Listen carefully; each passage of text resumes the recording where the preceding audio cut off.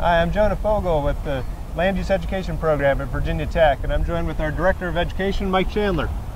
And so far we've talked a little bit about community planning and the elements of community planning in this video series, but Mike, the real reality about planning itself, it's a human activity. It's not something that you just get a bunch of data and generate a spreadsheet and that's your plan. It's about people making judgments and decisions together across the wide number of interests in their community.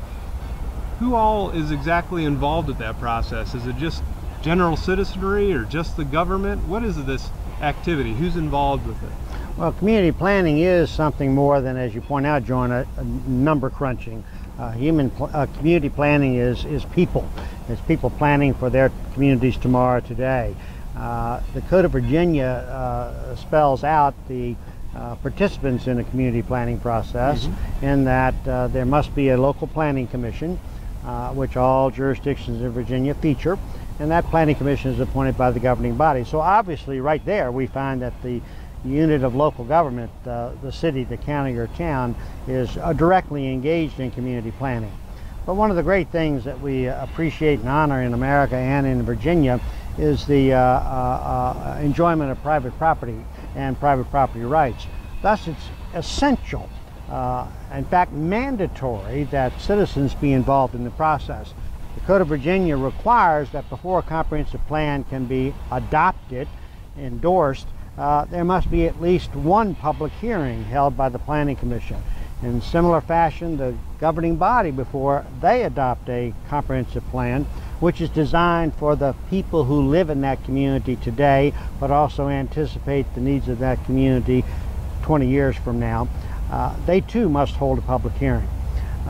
Not too many years ago, communities, cities and towns attempted to write plans as a government exercise, only to discover that communities tended to reject those plans. You get a bunch of citizens out there marching against their own government. In part because the community was attempting to plan without the people who make up that community. Right. So to plan for citizens is a misnomer. We should plan with citizens. So what we find today, very common, would be engagement of the public in the community planning exercise.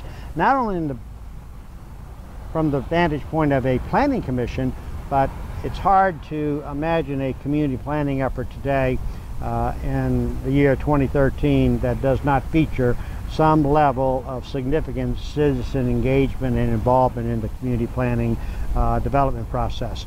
So it is important to recognize that we have mandated participants, planning players such as a planning commission, a governing body, but we also look to engage the public to the extent possible in the exercise. And is that just a couple of public hearings generally? I mean, that's sort of, in my impression, is a public hearing is a time for people to kind of come out and speak to the governing body or the planning commission about a particular concern they might have. Are there other opportunities for the general public to kind of voice what they'd like to see, not just in opposition to something that's been proposed by somebody else, but to make a point about how development should happen, about what communities planning might incorporate into it?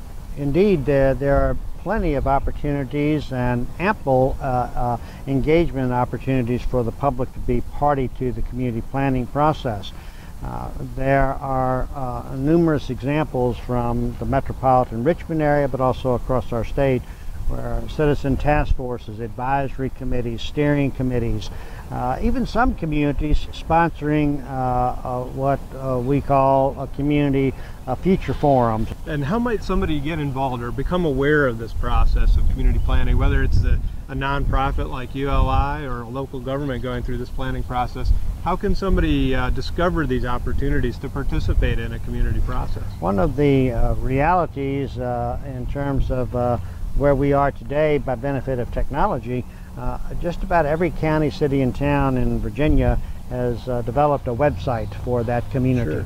And if you go to the Richmond City website, you will be able to link directly to the Community Development Department for the City of Richmond, and you can learn about the Richmond City Plan. And you'll also be given insight as to how you as an individual citizen living in Richmond can become active in the activities of that department and that comprehensive plan. As you mentioned earlier, the comprehensive plan is not only required by code, but at least once every 5 years, the Code of Virginia requires that a locality at least review its plan to determine whether or not that plan, as constituted, continues to resonate and be of value as that community transitions into the future. That is actually a worthwhile and appropriate mandate. We tend not to always enjoy mandates, but in that instance, Sure. by being asked to at least once every 5 years review our roadmap to the future, that makes a good sense, because our communities are constantly changing. And that review of a comprehensive plan represents yet another opportunity for the citizens to be involved. That seems like a pretty wise activity. I mean, we've seen a lot of change to the economy over the last 5 to 10 years. We've seen a lot of change in the demographics of what our communities, who is composing our communities, and everything from school-age kids, how many of them are there, where are they geographically.